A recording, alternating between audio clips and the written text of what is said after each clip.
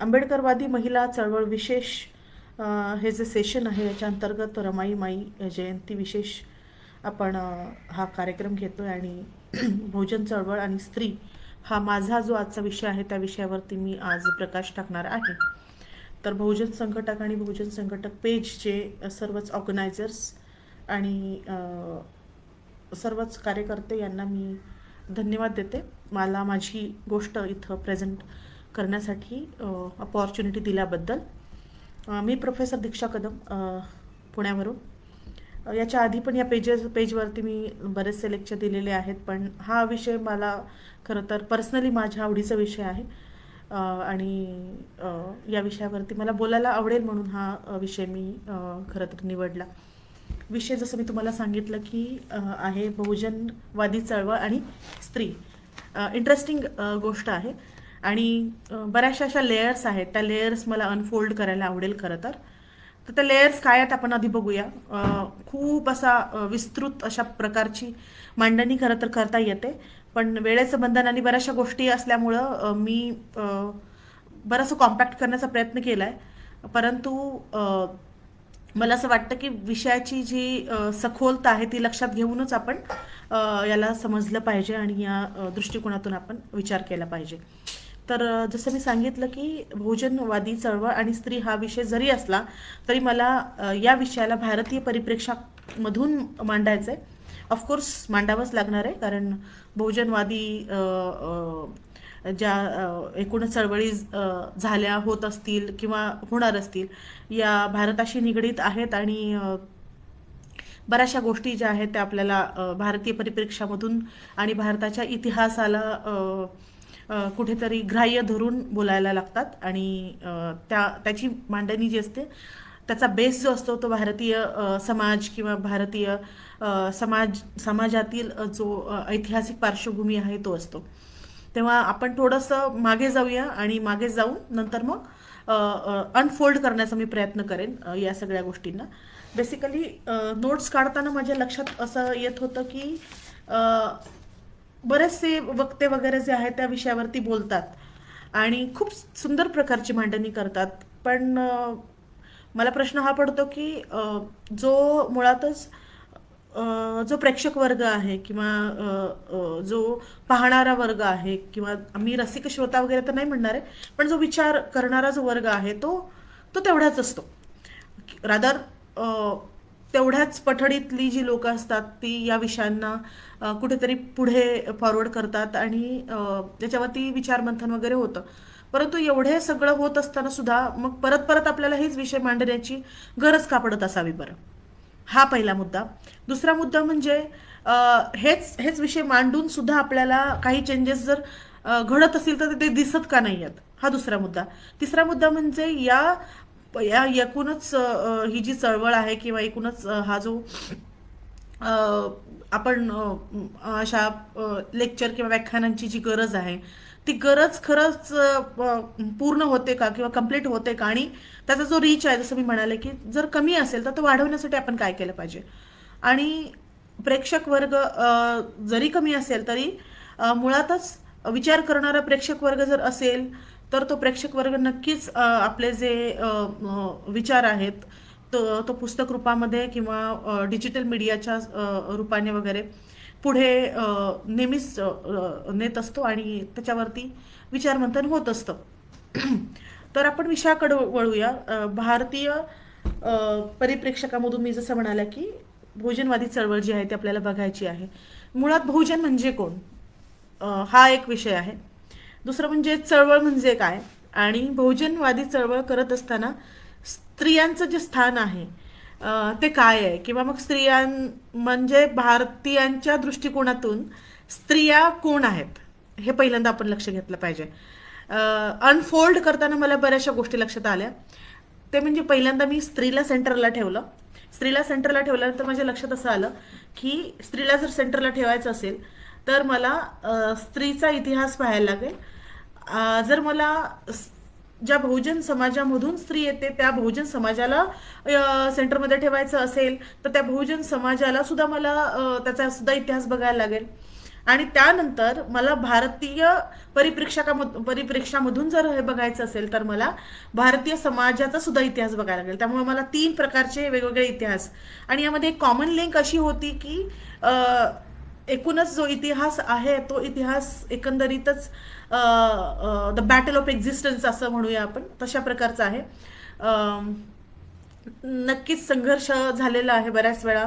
मग तो शोषक शोषितांचा असेल, किंवा सांस्कृतिक संघर्ष असेल, धार्मिक संघर्ष असेल, किंवा राजकीय संघर्ष असेल, आर्थिक संघर्ष असेल.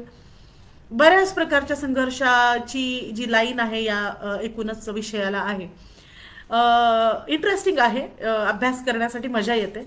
परंतु ऐकण्यासाठी मजा जर यायची असेल तर माझं एवढंच म्हणणं आहे की बरेचसे पुस्तकं वगैरे आपल्याला वाचन झाल्यानंतर लक्षात येतं की विषय खूप खोल आहे. हो, त्याच अर्थाने खोल आहे कारण अभ्यास खूप करायला लागतो. यासाठी मी जे पुस्तकं रेफर केली ते पुस्तकांची थोडीशी यादी मी सांगते. ते म्हणजे धर्मश्रद्धा आणि अंधश्रद्धा, हे जे पुस्तक आहे वसंत बळशीकरांचं, हे मी वाचलं. त्यानंतर मी हिंदू समाज आणि स्त्री नावाचं आह साळुंक्यांचं पुस्तक आहे, जे तिकडे आहे, मी नाही आलेलं आता. हिंदुत्ववाद्यांचे विदेशी लागे बांधे, हे जे पुस्तक आहे याचे थोडेसे मी रेफरन्स घेतले.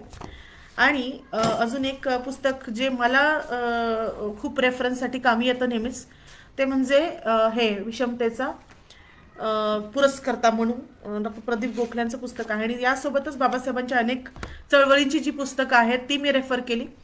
महात्मा फुलेंचं गुलामगिरी असेल, किंवा राजर्षी शाहू महाराजांचं काही साहित्य असेल, किंवा बाबासाहेबांचं साहित्य असेल, अशा बऱ्याचशा गोष्टी, प्लस यूट्यूबचे काही लेक्चर्स आणि बऱ्याचशा अशा काही संदर्भ गोळा करून करून मी या लेक्चर पर्यंत आलेली आहे. सांगण्याचं कारण हेच आहे की कुठल्याही लेक्चरला जेव्हा आपण बघतो तेव्हा फक्त ते लेक्चर नसतं, तर तो एक अभ्यास असतो आणि तो एक अनुभव असतो. त्यामुळं मला असं वाटतं की आपण या गोष्टीला हे लक्षात घेतलं पाहिजे की जेव्हा एखादा वक्ता बोलत असतो तेव्हा फॉरवर्ड आपण का करायचं पोस्ट, हा जर प्रश्न पडला तर फॉरवर्ड यासाठी करायचं कारण तुम्हाला एक रेडीमेड नॉलेज मिळत असतं. आणि ते रेडीमेड नॉलेज जे असतं ते 5, 6, 10 एक पुस्तकांचा एक सार असतो. आणि तो सार तुम्हाला रेडीमेड तुमच्या मोबाईलमध्ये मिळतोय आणि तुम्हाला त्याचं कुठेतरी फायदा होतोय. आणि असा फायदा मला सुद्धा झाला, म्हणून मी या विषयाला निवडला आणि मला इंटरेस्टिंग वाटलं. तर आपण वळूया, म्हणजे मी विषयाला खरं तर सुरुवात केलेलीच आहे, पण बघूया आता, म्हणजे बघूया भारत परिप्रेक्षामध्ये ही जी भोजनवादी चळवळ आहे ती कशी डेव्हलप झाली, आणि स्त्रीचं यामध्ये काय स्थान आहे, योगदान आहे, काय इतिहास आहे, किंवा मग काय मुळातच आपल्याला यातून काय काढायचंय हे आपण बघूया. तर भोजनवादी चळवळ आणि स्त्री, मुळात हे आपण बघत असताना ही जी चळवळ आहे या चळवळीला चळवळ आपण यासाठी म्हणू शकतो कारण यामध्ये बरीचशी स्थित्यंतरं झालेली आहेत. आणि जसं भारताचा वेगळा इतिहास आहे तसं बहुजनांचा सुद्धा एक वेगळा इतिहास आहे. आणि अनेक अशा ऐतिहासिक घटनांमधून ढवळून निघालेला जो भारत आहे त्या भारताला घडवण्यामध्ये या बहुजन समाजाचं सुद्धा खूप मोठं नाही, म्हणजे बहुजन समाजाशिवाय भारत याची कल्पना आपण नाही करू शकत. तर हे एक्झॅक्टली कसं झालं, हे ट्रान्सफॉर्मेशन कसं झालं, तर आपल्याला लक्षात घ्यायला लागेल की बहुजन समाजाचं जे स्थान आहे भारताच्या इतिहासामध्ये ते म्हणजे 5व्या सेंचुरीपासून, म्हणजे इसवी सन पूर्व 5व्या सेंचुरीपासून जर आपण पाहिलं तर आपल्या लक्षात येईल की या चळवळीला कुठेतरी सन्मान देण्याचं, या चळवळीला कुठेतरी प्रकाशात आणण्याचं जे काम आहे ते जर सुरुवातीला कोणी केलं असेल तर माझ्या अभ्यासाप्रमाणे तेच काम गौतम बुद्धांनी केलेलं आहे. आणि गौतम बुद्धांनी केलं यासाठी मी म्हणेन कारण भारतातील किंवा भारतीय उपखंडातील सर्वात मोठी स्त्री मुक्तीची जी चळवळ आहे ती जर कुणी चालवली असेल तर ती गौतम बुद्धांनी चालवली. त्यामुळं मग तेव्हा मग कोण त्यांनी पाहिलं नाही की मग ही स्त्री या वर्गातली आहे की त्या वर्गातली आहे, म्हणजे वर्ण वगैरे अशा दृष्टिकोनातून. तेव्हा स्त्रीमुक्ती जेव्हा आपण शब्द घेतो तेव्हा आपल्याला गौतम बुद्धांचा उल्लेख करायलाच लागेल. गौतम बुद्धानंतर बसवेश्वर असतील त्यांचा सुद्धा आपल्याला उल्लेख करावा लागेल. त्यानंतर जी संत साहित्य आहे त्यांचा सुद्धा आपल्याला उल्लेख करायला लागेल. त्यानंतर महात्मा ज्योतिराव फुले असतील किंवा राजर्षी शाहू महाराज असतील, अगदी शिवाजी महाराज सुद्धा बाबासाहेब आंबेडकरांनी तर संविधान मध्ये त्याला कायद्याचं स्वरूप दिलेलंच आहे आणि ते अगदीच अनडाऊटेडली खरं आहे आणि त्याची फळं जी आहेत ती आजची जी स्त्री आहे ती चाकते आहे. भले तिला त्याची जाणीव नसेल असेल ही पुढची गोष्ट आहे, परंतु या सगळ्या लोकांशिवाय या सगळ्या व्यक्तींशिवाय भारतीय समाजातला किंवा बहुजन समाजाचा जो इतिहास आहे तो कम्प्लीट किंवा पूर्ण होऊ शकत नाही. हे माझं पहिलं जो कन्क्लुजन होतं ते निघालं. त्यानंतर मला प्रकर्षाने जाणवलं ते म्हणजे महात्मा ज्योतिराव फुले यांची जी स्त्रीमुक्ती आणि जातीअंताची जी चळवळ होती त्या चळवळीचा सुद्धा या बहुजन स्त्रीला किंवा बहुजन चळवळीला खूप मोठा फायदा झालेला आहे. जी 1848 साली स्त्रियांची बहुजन स्त्रियांची पहिली शाळा काढून त्यांनी कुठेतरी क्रांतीचं एक पाऊल टाकलं होतं आपण असं म्हणूया. त्यानंतर शाहू महाराजांनी स्त्री आणि पुरुष या सर्वांसाठीच या दोन्ही वर्गासाठी प्रायमरी एज्युकेशन असेल किंवा आरक्षण असेल हे अगदीच प्रायमरी एज्युकेशन फ्री करून आणि आरक्षण 50% त्यांच्या संस्थेमध्ये स्थानिक स्वराज्य संस्थांमध्ये वगैरे देऊन हे सुरू केलं. तेव्हा हा पण खूप मोठा असा पायंडा असा असलेला आपल्याला दिसून येतो. त्यानंतर मुळातच मी जसं सांगितलं की हे सगळं होत असताना आपल्याला हा पण विचार करायचा की ही जी चळवळ आहे ती यशस्वी झाली का आणि आता या चळवळीचं जे स्थान आहे ते जर यशस्वी असेल तर अशा लेक्चरची गरज का पडते बरं, हो ना. त्यामुळं आपल्याला अजून 3-4 अशा गोष्टी लक्षात घ्यायच्या, त्या म्हणजे जातीव्यवस्था, धर्म, संस्कृती आणि राजकारण. तर या बेसवरती मी पुढे बोलेनच. तुम्हाला जस्ट मी असा फॉर्मॅट मी सांगते, त्यानंतर तुमच्या लक्षात येईल. आणि त्यानंतर 1-2-3 गोष्टी अशा सांगते ज्या ओबीसींच्या संदर्भातल्या महत्त्वाच्या आहेत, ज्याने पूर्णच राजकारण ढवळून निघालं आणि समाजकारण सुद्धा कुठेतरी अफेक्ट झालेलं आहे. यामध्ये मग मंडल आयोग असेल, काका कालेलकर आयोगांचा जो अहवाल असेल तो असेल, ओबीसींचं जे आरक्षण असेल तो असेल मुद्दा, आणि त्यानंतर एकूणच व्ही पी सिंगांचं यामधलं जे योगदान आहे ते असेल. त्यानंतर बाबासाहेबांचा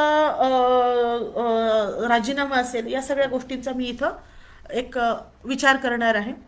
खरं तर विषय जसं म्हणाले मी खूप मोठा आहे, आपण हळूहळू जाऊया.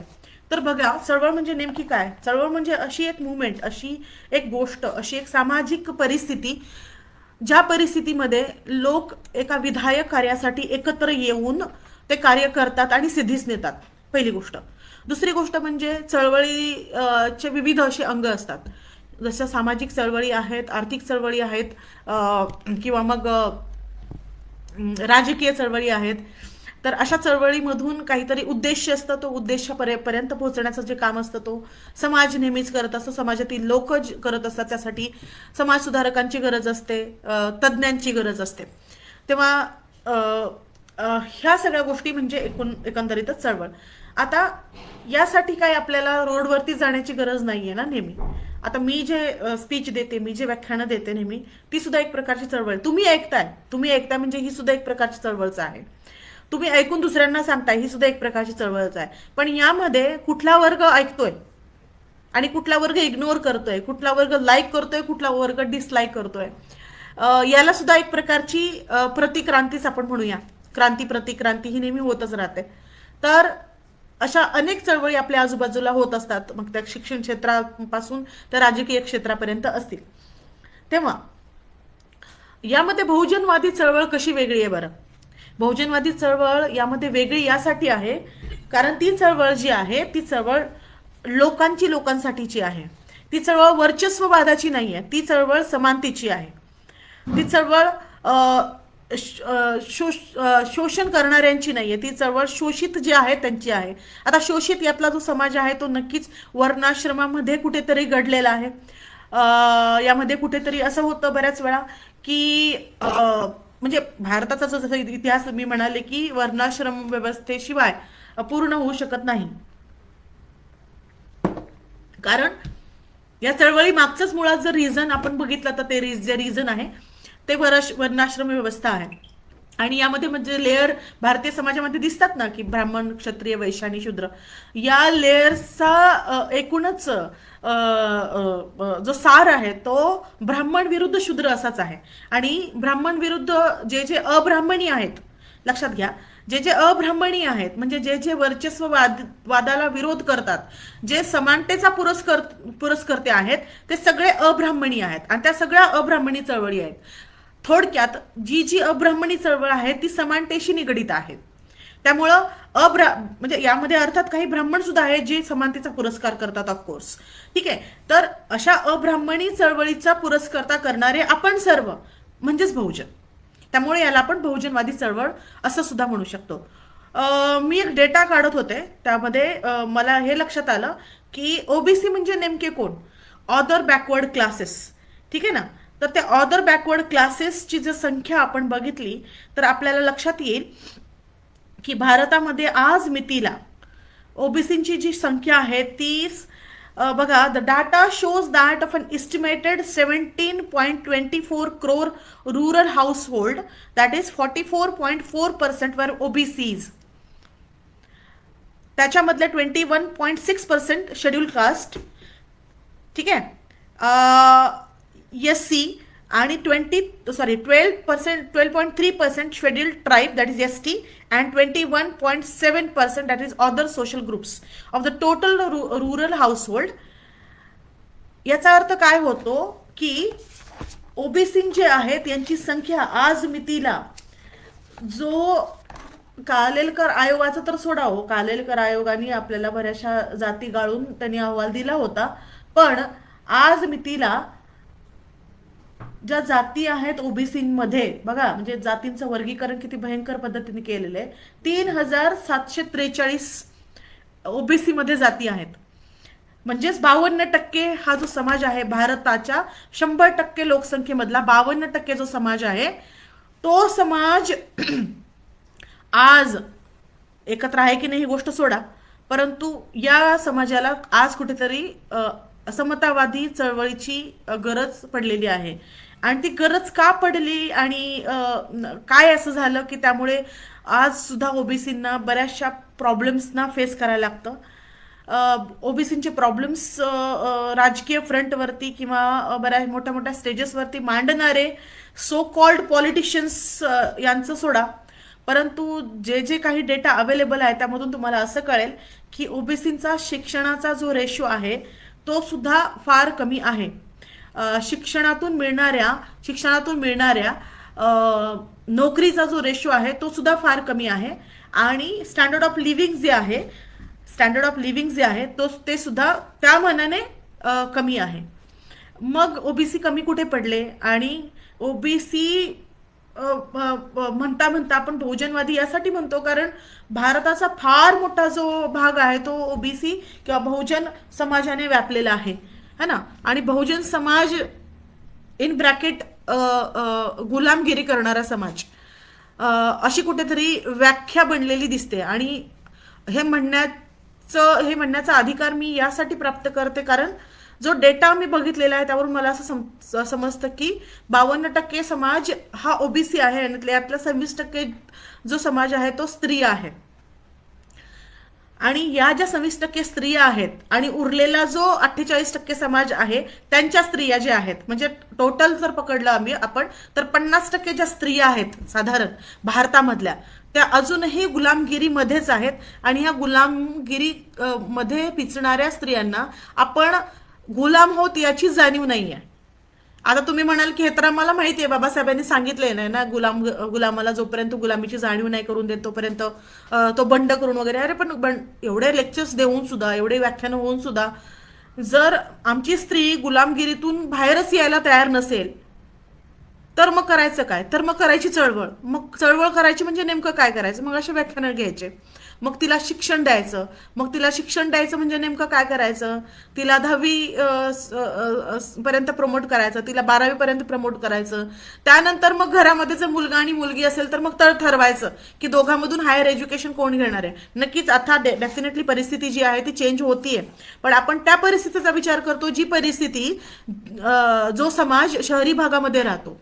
अजूनही 12वी नंतर, आता तर 21 वर्ष झालेलं आहे, मला तर खरं डाऊट आहे की 21 वर्ष लिगली झालेलं आहे लग्नासाठी, परंतु 18 वर्षानंतर, 17 वर्षानंतरच मुलींच्या लग्नाची घाई केली जाते. आणि आपण म्हणतो मग या 10वीच्या ज्या टॉपर मुली आहेत त्या जातात कुठे? या ज्या टॉपर मुली आहेत ना, या लग्न संस्था नामक एका अशा चक्रव्यूहामध्ये पडतात. आणि त्याच्यामध्ये मग त्या आधी व्यवस्थेच्या गुलाम, त्या आधी कुटुंब व्यवस्थेचा गुलाम असतात आणि नंतर समाज व्यवस्थेच्या गुलाम होतात. हे झालं स्त्रियांचं. आता ही स्त्री जेव्हा कर्तबगार याचा अर्थ असा होतो की जेव्हा तिच्याकडे पॉवर येते तेव्हा ती जी स्त्री आहे ती त्या पर्टिक्युलर सिस्टमचा गुलाम होते जिथे ती काम करते किंवा जिथे तिची काहीतरी पोझिशन असते. आता या स्त्रिया जेव्हा पॉवर येतात तेव्हा काय करतात? तेव्हा पुरुषी सत्ता असणाऱ्या किंवा पितृसत्ता असणाऱ्या किंवा अब्राह्मणी व्यवस्था असणाऱ्या व्यवस्थेला त्या प्रमोट करतात किंवा त्या व्यवस्थेला ते पुढे नेतात. आता तुम्ही म्हणाल की एक्झॅक्टली काय होतं?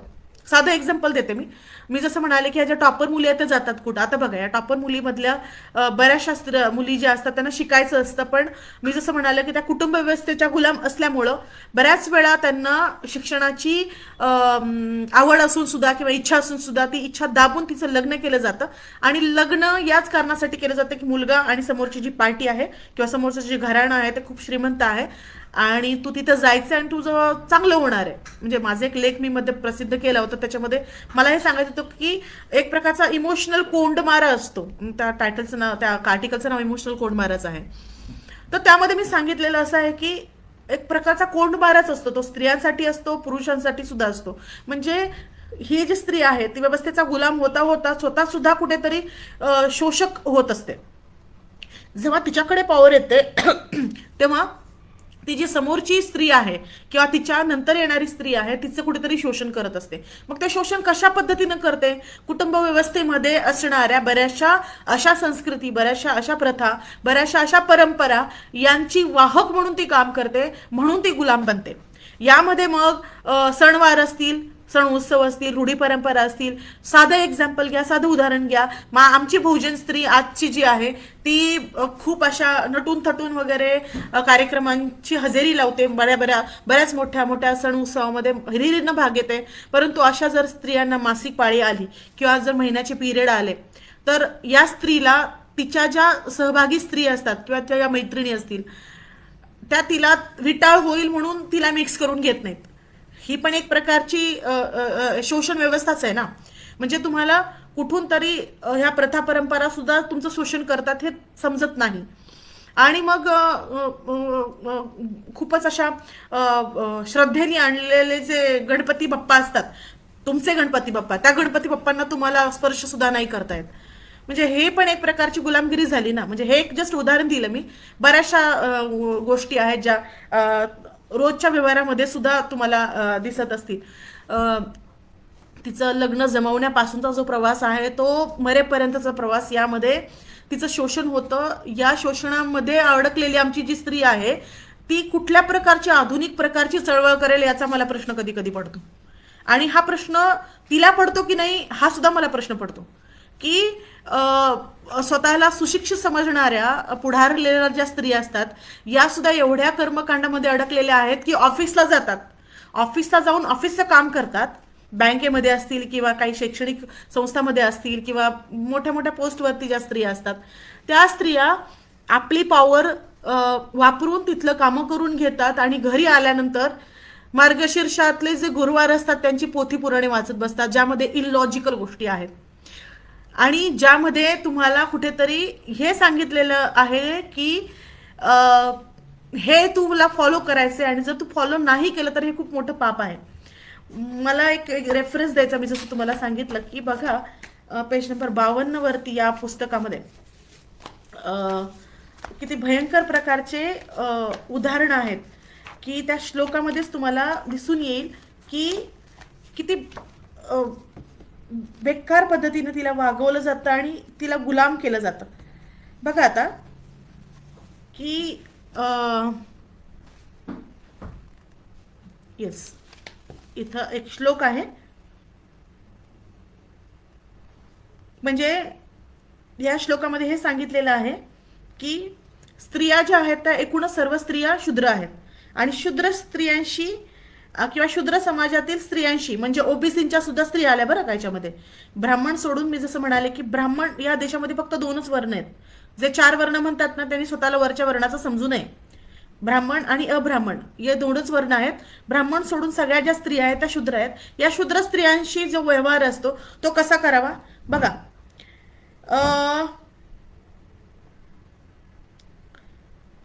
जर चुकून चुकून जर विवाह झाला शूद्र स्त्रीचा आणि उच्चवर्णीय एखाद्या पुरुषाचा, तर काय होतं बघा. किंवा ब्राह्मण आणि क्षत्रिय जरी संकटात असले, त्यांना त्रैवर्णिका हाती योग्य स्त्री विवाहासाठी मिळत नाही अशी परिस्थिती आली, तरी त्यांनी शूद्र स्त्रीशी विवाह करावा असा उपदेश कुठल्याही इतिहास ग्रंथातही केलेला नाही. म्हणजेच इथे रोटी बेटीचा व्यवहार आहे याचं कुठेच समर्थन केलेलं नाहीये. ज्याचं समर्थन फक्त बाबासाहेबांनी केलेलं होतं. पेज नंबर 53 109 श्लोक आहे ज्याच्यामध्ये सांगितलंय, जेव्हा ब्राह्मण वराशी क्षत्रिय स्त्रीचा विवाह असेल तेव्हा स्त्रीने ब्राह्मणाचा हात न धरता ब्राह्मणाच्या हातात धरलेल्या काठीचा दुसरा भाग धरावा. जेव्हा ब्राह्मण किंवा क्षत्रिय वराचा वैश्य स्त्रीशी विवाह असेल तेव्हा वराने हातात चाबूक धरून त्याची दुसरी बाजू वधूने धरावी. जेव्हा ब्राह्मण क्षत्रिय वैश्य वरांचा शूद्र स्त्रीशी विवाह असेल तेव्हा वधूने वस्त्राचे एक टोक पकडावे. टीप: परजातीतल्या स्त्रीशी विवाह करणे ही काहीतरी कमी प्रतीची अप्रतिष्ठाकारक गोष्ट समजली गेली होती हे त्या विवाहातील विधीवरून सूचित होते. तसंच पुढे सुद्धा बघा, बऱ्याचशा म्हणजे इथं असल्या श्लोकामधून तुम्हाला लक्षात येईल की स्त्रीला शूद्र जे म्हटले ना ते म्हटण्याचं जे कारण आहे ते हे सगळे श्लोक आहेत जे मनुस्मृतीमध्ये भयंकर पद्धतीने मांडलेले आहेत. म्हणजे जनावरांना सुद्धा अधिकार होता, खाण्यापिण्याचा, पण स्त्रियांना स्वतःच्या पद्धतीने जगण्याचा अधिकार अजूनही नाहीये. येस बघा, उरले सुरलेले उष्टे अन्न स्त्रीला देण्यास म्हणून मुभा दिली होती, पण फक्त ती स्त्री जर स्वतःचा नोकर असेल तर, एरवी नव्हे. तसेच स्त्रीने केलेल्या पापाचे प्रायश्चित्त तर सांगितले पाहिजे, पण ब्राह्मणाने ते सरळ समोर बसून सांगू नये, तर दोघांच्या मध्ये एक ब्राह्मण बसवावा व ब्राह्मणांच्या आडून प्रायश्चित्त सांगावे असे अंगिरसाने दंडक सांगितलेला दिसतो. धर्मोपदेशातच सामाजिक नियमांचे, कायदे कानूनचे ज्ञानही समाविष्ट होते. तेव्हा स्त्रीला धर्मोपदेश देऊ नये किंवा तशी मुभाही तिला देऊ नये, शिक्षा मात्र द्यावी. यात शूद्रांना मिळणारी कायद्यापुढील विषम वागणूकही स्त्री समानच आहे. म्हणजेच इथं बऱ्याच श्लोकामध्ये आपल्याला असं दिसून येईल की स्त्री आणि शूद्र जे आहेत ते वेगळे नाहीयेत. मग वेगवेगळ्या प्रकारच्या ज्या चळवळी झाल्या त्याचा इम्पॅक्ट जो आहे तो स्त्रियावरती काय व्हायला पाहिजे होता बघा. भारतामध्ये वेगवेगळ्या ज्या चळवळी झाल्या त्या चळवळी एकूणच परिवर्तनवादी चळवळी होत्या आणि त्या परिवर्तनवादी चळवळी होताच समानतेच्या दृष्टिकोनातून भारतीय समाजाला पुढे नेणाऱ्या होत्या. याच्यामध्ये मग मी जसं म्हणाले की बसवेश्वर महाराजांची जी मांडणी असेल त्यामध्ये सुद्धा त्यांनी स्त्री पुरुष समानतेचा पुरस्कारच केलेला आहे. वारकरी संप्रदायामध्ये संत जनाबाईपासून संत कान्होपात्रापर्यंत त्यांनी सुद्धा त्यांच्या ओव्यामधून असेल किंवा एकूणच त्यांच्या मांडणीमधून सुद्धा मी खंबीर आहे आणि मी बऱ्याच पद्धतीनं माझं जे काम आहे ते व्यवस्थित करू शकते आणि मला माझ्या आणि विठ्ठलाच्या भक्तीमध्ये मला कुठलाही ब्राह्मण चालणार नाही असं म्हणणारी संत जनाबाई सुद्धा एक प्रकारची चळवळच करून गेली ना, है ना. त्यामुळं आपण असं म्हणू शकत नाही की बहुजनवादी ज्या चळवळी आहेत त्यामध्ये स्त्रियांच्या एकूणच जीवनामध्ये काही फरक पडला नाहीये. ऑफकोर्स फरक पडला, पण कुठेतरी जर आता ही चळवळ आपण असं म्हणूया की जर ही चळवळ स्लो झाली असेल किंवा गतिमान करायची असेल तर आपल्याला या बहुजन स्त्रियांना किंवा बहुजन समाजातील सुशिक्षित स्त्रियांना सक्षम करण्याची गरज आहे. मग त्यांना सांस्कृतिक दृष्ट्या सक्षम करण्याची गरज आहे, त्यांना एक तार्किक विचार देण्याची गरज आहे, त्यांना वैज्ञानिक दृष्टी देण्याची गरज आहे, धार्मिक रूढी आणि परंपरामधून त्यांना बाहेर काढण्याची गरज आहे आणि त्यांना बाहेर काढण्यासाठी सुद्धा स्त्रियांचीच गरज आहे.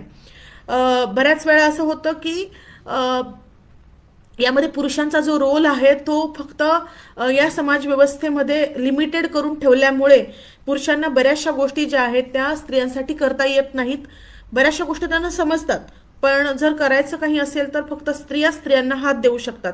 मग घरातल्या एकूणच कामाच्या विभागणीपासून मग बाहेर पडून तिने काही करण्यापर्यंतच्या गोष्टी ज्या असतील या सगळ्या जर चांगल्या पद्धतीने जर डिवाइड केल्या आणि त्यामध्ये एक प्रकारची इक्वालिटी आणली. डेफिनेटली इथे इक्वालिटी या अर्थाने मी म्हणते की तिला जर तुम्ही गुलामीची जाणीव करून देताय तर तुम्हाला हे पण लक्षात घ्यायला पाहिजे की तिला तिच्या स्वत्वाची सुद्धा जाणीव तुम्हाला करून द्यायची आहे.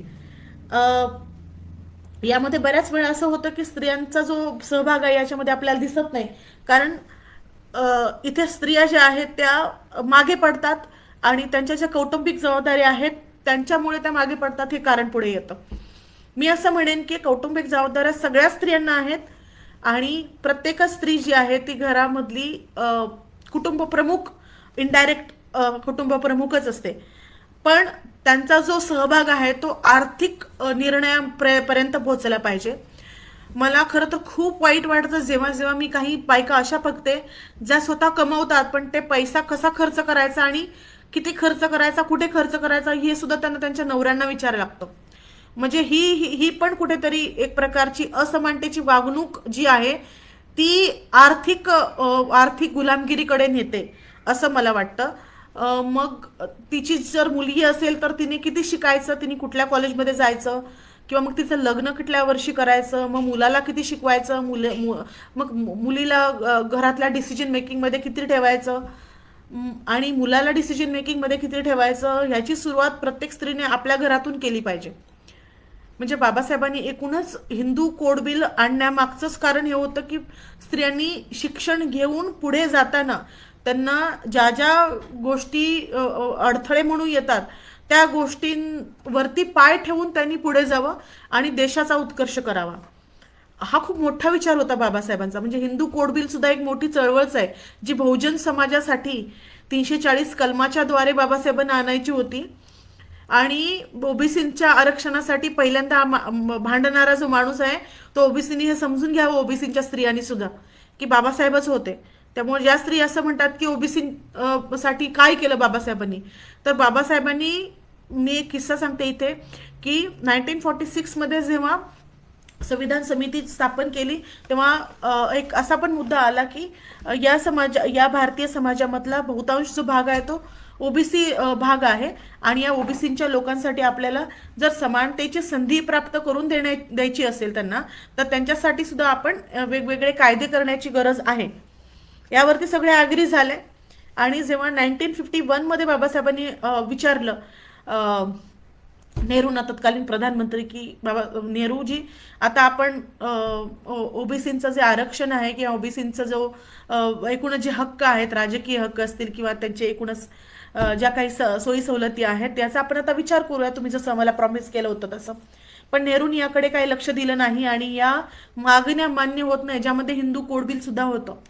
म्हणून बाबासाहेबांनी कायदेमंत्री पदाचा, भारताचे पहिले कायदेमंत्री स्वतंत्र भारताचे, त्यांचा राजीनामा त्यांनी सादर केला आणि त्या राजीनाम्यानंतरचं भाषण करण्याची सुद्धा त्यांना संधी दिली नाही. इतक्या भयंकर प्रकारचं राजकारण पहिल्यापासून या उच्चवर्णीयांनी आणि उच्चवर्णीय पक्षांनी केलेलं आहे. एका विशिष्ट पक्षाचं मला नाव घ्यायचं नाही, कारण कुठल्याच पक्षांनी आमचं भलं केलेलं नाहीये. तेव्हा जर आमचं भलं केलं नसेल तर स्त्रियांनी सुद्धा हे लक्षात घेतलं पाहिजे की तुमचा मताचा अधिकार जर तुम्हाला दिलेला असेल घटनेने, तर त्या मताचा अधिकार तुम्ही स्वतः एक्झिक्यूट करा. नवऱ्याला विचारण्याची गरज नाही की माझं मत मी कुणाला देऊ, किंवा नवऱ्याने सुद्धा हे सांगण्याची गरज नाही की तुझं मत तू या पक्षाला दे. म्हणजे एवढी जर सक्षम स्त्री नसेल तर नक्कीच ती आज गुलाम आहे. म्हणजे ती कायदेशीररित्या गुलामच आहे. कायदेशीररित्या जरी सक्षम असेल तरी सामाजिकरित्या ती गुलाम आहे. मग बाकीच्या गोष्टी तर सोडाच. म्हणजे तिला निर्णय प्रक्रियेमध्ये सहभागी करून देतानाची भाषा असेल, किंवा मग तिला बाहेर जाऊन शिक्षण घ्यायचं असेल, किंवा तिच्या विवाहाचा डिसिजन असेल, किंवा घरातल्या जबाबदारीचं काही गोष्टी असतील, या गोष्टी कुठेतरी आपल्याला सोबत करायच्यात. आणि त्या सोबत करताना स्त्रियांचं जे एकूण जे स्थान आहे ना समाजातलं, ते बळकट करण्याचं काम इथल्या पुरुषांनी सुद्धा केलं पाहिजे असं मला नेहमी वाटतं. कारण पुरुषांनी फक्त न्यूट्रल राहून चालणार नाही. बऱ्याच वेळा बऱ्याच भाषणामध्ये बऱ्याच स्टेजेसवरती मी मोठे मोठे पुरुष बघते. रादर रादर आंबेडकरवादी चळवळीमधले सुद्धा काही पुरुष बघते मी, किंवा समतावादी विचार करणारे आणि विचार मांडणारे जे पुरुष आहेत ते पुरुष सुद्धा, त्यांनी सुद्धा हे ऐकून घ्यावं आणि थोडंसं एक्झिक्यूट केलं तर बरं होईल. की तुम्ही मोठे मोठ्या गप्पा मारता स्टेजेसवरती, पण घरी गेल्यानंतर तुम्हाला इन केस जर तुमची बायको आजारी पडली तर तुम्हाला स्वतःला जेवण बनवता येतं का? तुम्हाला सुद्धा व्यवस्थेचं कुठेतरी गुलाम करून ठेवलेलं आहे. तेव्हा पुरुषांनी सुद्धा हा स्टँड घेतला पाहिजे की पुरुष असो किंवा स्त्री असो, बेसिक ज्या घरातल्या गोष्टी आहेत त्या दोघांना सुद्धा आल्याच पाहिजे. यामध्ये पुरुष कमी नाहीये किंवा स्त्री कमी नाहीये. जर जेवण करणं किंवा भाकरी बडवणं किंवा चूल आणि मूल हे सांभाळणं जर ही छोटी गोष्ट असेल तर ती छोटी गोष्ट स्त्रीने तरी का करावी, हो ना? आणि जर पैसे कमवणं खूप मोठी गोष्ट असेल तर स्त्रियांनी आणि पुरुषांनी फक्त पैसेच कमवावे, हे शक्य नाहीये. कारण समाजामध्ये दोन्ही घटक खूप महत्वाचे आहेत. तेव्हा आपण या पद्धतीने थोडासा विचार आपला रुजवला पाहिजे. आपण या पद्धतीनं आपली जी नेक्स्ट जनरेशन आहे ती ती त्यामध्ये कुठेतरी असं समतेचं जे गोष्ट आहे ती रुजवली पाहिजे. जातीच्या राजकारणामध्ये आपण लक्ष न देता आपण सगळे एकत्र येऊन आपलं जर जस्ट जस्ट विचार करा तुम्ही.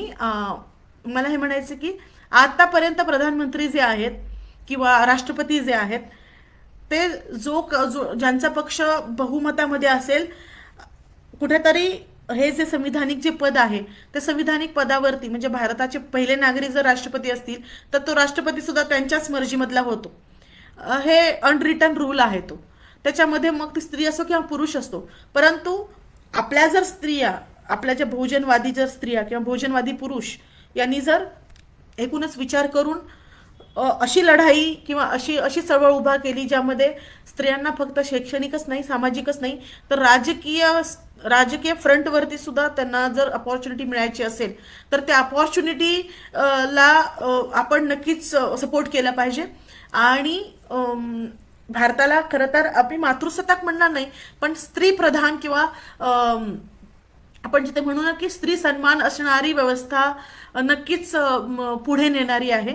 आणि या स्त्री प्रधान व्यवस्थेमध्येच समानता कुठेतरी दडलेली आहे. कारण मी जेव्हा जेव्हा अशा गोष्टी बघते ज्यामध्ये की इनइक्वालिटी आहे, in terms of work, in terms of getting money, in terms of any kind of responsibility or anything like that, यामध्ये पुरुष सुद्धा कुठेतरी भरडला जातो. आणि हा सुद्धा कुठेतरी आपण विचार केला पाहिजे की एक आपण असं म्हणूया ना की एक प्रकारची अशी चळवळ आपण उभा करूया जिथे पुरुषांना सुद्धा तेवढ्याच प्रकारचा सन्मान आणि स्त्रियांना सुद्धा तेवढ्याच प्रकारचा सन्मान मिळेल, जेणेकरून पुरुषांचा जो लोड आहे, आज जर तुम्ही स्टॅटिस्टिक्स बघितलं तर स्टॅटिस्टिक्समध्ये हे दिसतं की आत्महत्या करण्याचं जे प्रमाण आहे ते प्रमाण कुठेतरी ही समाज व्यवस्था पुरुषावरती हे लिमी लादत असते की तो पुरुष आहेस, तू ब्रेड विनर आहेत, त्यामुळे तुला बाहेर जाऊन कमवून आणायचे आणि स्त्रीने घरी राहून घर सांभाळायचे किंवा मुलांना सांभाळायचे.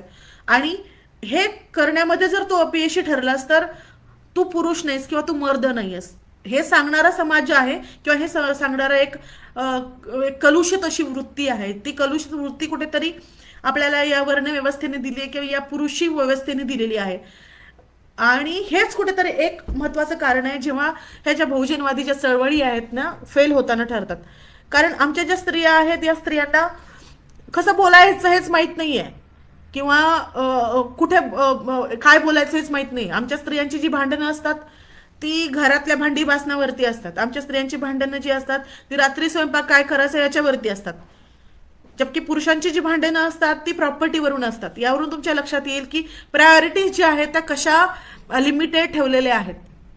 तेव्हा अगदी शिक्षणापासून ते प्रत्येक निर्णय प्रक्रियेमध्ये जर आपण स्त्रीला जर सहभागी करून घेतलं तर नक्कीच मला असं वाटतं की समानता जी आहे ती प्रस्थापित होईल आणि ही समानतेची चळवळ जी आहे ती फक्त बहुजनवादी चळवळ न राहता एक भारतीयांची चळवळ बनेल. एक वेगळा अँगल देण्याचा मी प्रयत्न केला.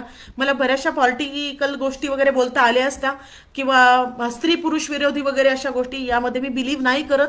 कारण जसं स्त्री क्रश होते कुठेतरी, जसं स्त्रीची पिळवणूक होते, तसंच पुरुषाची सुद्धा बऱ्याच पद्धतीनं, भयंकर पद्धतीनं या सामाजिक व्यवस्थेमध्ये पिळवणूक होत असते. आणि या सामाजिक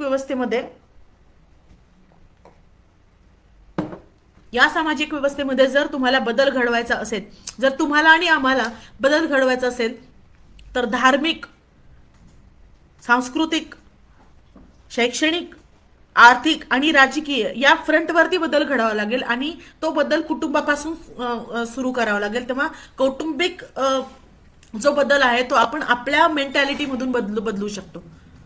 तेव्हा कुठे ज्या स्त्रिया आहेत त्या या मालिकामधून बाहेर येतील. आज जर तुम्ही विचारलं स्त्रियांना की या पर्टिक्युलर XYZ मालिकेमध्ये काय चाललेलं आहे, तर तुम्हाला ती स्त्री पटकन सांगेल उत्तर की या अशा अशा मालिकेमध्ये हे हे चाललेलं आहे. मग ते संध्याकाळी अगदी 6:30 पासूनच्या मालिका 10:30-11 पर्यंत चालतात. मग ते करत करत मग स्त्रिया स्वयंपाकामध्ये व्यस्त असतात आणि पुरुष जो असतो तो बिचारा बाहेरून येऊन मग जेवण सोबत करतात. पण हे म्हणजे मला असं नाही वाटत की हे म्हणजे काहीतरी खूप अशा बेस्ट गोष्टी करतात स्त्रिया. आजची जर स्त्री आपण बघितलं तर बऱ्याचशा गोष्टी अशा युजलेस आहेत, त्या गोष्टीमध्ये धन्यता मानते. मग समोरच्या स्त्रीला सन्मान देणं असेल, सन्मान न देणं असेल, किंवा मग माझ्यावरती किती अन्याय होतो, मग माझी सासू मला असं बोलते, मग माझा दीर मला असं बोलतो, माझ्या सासऱ्यांनी असंच केलं, ह्या सगळे घराणे सांगणं असेल. म्हणजे मला हे म्हणायचंय की जसं देवदेवांची तुम्ही पूजा करताय आणि यामध्ये एवढा वेळ तुम्ही वाया घालवताय, जर तेवढा वेळ जर तुम्ही शिक्षणामध्ये आणि तार्किक आणि वैज्ञानिक दृष्टी ठेवण्यामध्ये जर वाया घातला, चांगली चांगली पुस्तकं वाचली, वैज्ञानिकांची पुस्तकं वाचली, चांगल्या चांगल्या लेखकांना वाचलं, बाहेरच्या देशामध्ये काय होतंय हे जर बघितलं तर तुमच्या लक्षात येईल की आम्ही कुठे आहेत किंवा आमच्या स्त्रिया कुठे आहे, आमच्या मुली कुठे आहेत. आपल्याला नेहमी असं वाटतं की जे काय होतं ना ते बाहेर झालेलं चांगलं आहे, आमच्या घरात नको. त्यामुळे पुरुषांनी सुद्धा ही जी मानसिकता आहे ना की स्त्रियांना कुठेतरी कंट्रोलमध्ये ठेवायचं, नेहमी निर्बंधामध्ये ठेवायचं, निर्बंधामध्ये ठेवून तुम्ही काय करताय, तुम्ही प्रगती रोखताय तिची. नक्कीच मुळामध्ये मेंटॅलिटी चेंज करण्याचा हा जो प्रकार आहे ती सुद्धा एक प्रकारची चळवळच आहे ना, है ना. म्हणजे तुम्ही आधुनिकवादाचे पुरस्कर्ते जर असाल तर तो आधुनिकवाद तुम्ही तुमच्यापासून सुरू करा. तुम्ही तुमच्या मुलींना चांगल्या प्रकारचं आणि इक्वालिटीचं शिक्षण द्या. तुम्ही तुमच्या मुलींना जसं म्हणताय की घरी लवकर ये, तसं तुमच्या मुलांना सुद्धा सांगा तू सुद्धा घरी लवकर ये. म्हणजे ही कुठेतरी मानसिकता आपण सुद्धा चेंज केली पाहिजे. आज तो हिजाबवरती बराचसा वाद असा सुरू आहे. मद्रास हायकोर्टने चांगलं सुनावलं की तुम्हाला धर्म महत्वाचा आहे की तुम्हाला संविधान महत्वाचं आहे हे तुम्ही ठरवावं. तेव्हा जर तुमच्या हिंदू स्त्रियांना, तुमच्या ओबीसी स्त्रियांना सुद्धा मागे पुढे जाऊन जर असा फतवा निघाला, सो कॉल्ड हिंदुत्ववादी यांनी ऐकावं, सो कॉल्ड हिंदुत्ववाद्यांनी ऐकावं हे की हिंदुत्ववाद्यांसाठी किंवा हिंदुत्ववादी स्त्रियांसाठी जर मागे पुढे हा फतवा निघाला की आम्ही हिंदुत्ववादी आहोत, आम्ही मनुस्मृतीला मानणारे आहोत, आमच्या स्त्रियांनी बाहेर नाही पडायचं, आमच्या स्त्रियांनी शिक्षण नाही घ्यायचं, आमच्या स्त्रिया गुलाम आहेत, त्यांनी गुलाम म्हणून राहायचं, त्यांनी घरामध्ये राहायचं, मग तुम्ही संविधानाला मानणार की धर्माला मानणार? हा विचार आपण, आणि अशाच रीतीने जर आपला भारत पुढे जात असेल आता सध्या, तर ही कुठेतरी खूप धोक्याची घंटा आहे आपल्या स्त्रियांसाठी सुद्धा, आपल्या समाजासाठी, माझ्या मुलींसाठी, तुमच्या मुलींसाठी सुद्धा. तेव्हा सगळ्यात टॉपला जर तुम्ही भारताला ठेवलं, सगळ्यात टॉपला जर तुम्ही माझ्या राष्ट्राला, माझ्या देशाला जर ठेवलं, तर माझ्या देशातली प्रत्येक स्त्री इथं स्वतंत्र आहे, पण माझ्या धर्मातली प्रत्येक स्त्री स्वतंत्र नाहीये. त्यामुळे आपण चूज करायचंय की मला धर्म पाहिजे की मला देश पाहिजे. आपल्याला धार्मिक चळवळ किंवा धार्मिक अंधश्रद्धेची चळवळ पुढे न्यायची आहे की आपल्याला देशाची, राष्ट्रवादाची चळवळ पुढे न्यायची, आपल्याला संविधानाची चळवळ पुढे न्यायची आहे, संविधानामधल्या एकात्मतेची भावना पुढे न्यायची आहे, संविधानामधल्या न्यायाची भावना, बंधुतेची भावना, संविधानामधल्या एकूणच इक्वालिटीची जी भावना आहे ती तुम्हाला पुढे न्यायची आहे की तुम्हाला फक्त धर्माला चिटकून बसायचंय? आणि जर तुम्ही धर्माला चिटकून बसलात तर तुमची स्त्री जी आहे ती आता गुलाम आहेच आहे, पण नंतर नंतर तिचं शिक्षण सुद्धा बंद होण्या वाचून राहणार नाही. हे लिहून घ्या. तेव्हा आपण कुठेतरी जागे होऊन आपण कुठे चाललोय हा सुद्धा आपण विचार केलेला पाहिजे. कुठल्याही प्रकारचा, परवा असं माझं स्टेटस मी टाकलं होतं फेसबुकला सुद्धा, कुठल्याही प्रकारचा कट्टर जो धर्मांधपणा आहे तो भयंकरच असतो. मग जात कुठली असो, धर्म कुठलाही असो. तेव्हा स्त्रियांना धर्मामध्ये बांधून नका ठेवू, स्त्रियांना कुठल्याही संस्कृतीमध्ये बांधून नका. कारण संस्कृती ही समाज हा संस्कृतीसोबत असतो. संस्कृती समाजासाठी असते. पण हे जे आहे ते as per situation, as per time change होतं. आपल्या घटनेमध्ये सुद्धा बऱ्याचशा आपण दुरुस्त्या केल्याच ना, है ना. पण अशा घटना दुरुस्ती करताना सुद्धा आपण बऱ्याच गोष्टी अशा लक्षात घेतल्या जेणेकरून भारताची सार्वभौमत्व जे आहे त्याला ठेच नाही लागणार. तेव्हा आपण अशा प्रकारची चळवळ उभा करू शकतो ज्यामध्ये कुठेतरी समानतेचा मेसेज आहे, समानतेचा संदेश आहे. आणि इथे दोन्हीही जे घटक आहेत ते तितकेच महत्त्वाचे आहेत आणि तितकेच जबाबदार आहेत पुढची चांगली आणि नवीन पिढी घडवण्यासाठी. तेव्हा मला वाटतं 50-51 मिनटं झालेले आहेत आणि या विषयाची एक वेगळ्या पद्धतीनं मांडणी जी केलेली आहे ती मांडणी प्लीज प्लीज प्लीज अतिशय वैचारिक पद्धतीनं तुम्ही ऐकलीच आहेत, पण चांगल्या पद्धतीने पुढेही पोचवाल अशी मला आशा आहे. आणि तुम्ही ऐकलं त्याबद्दल धन्यवाद. बहुजन संघटक या पेजचे आयोजक, संयोजक आणि जे निर्माते आहेत त्यांचे सुद्धा धन्यवाद. Thank you so much. जय भीम, जय शिवराय, जय ज्योती, जय जिजाऊ. Thank you so much. जय भीम.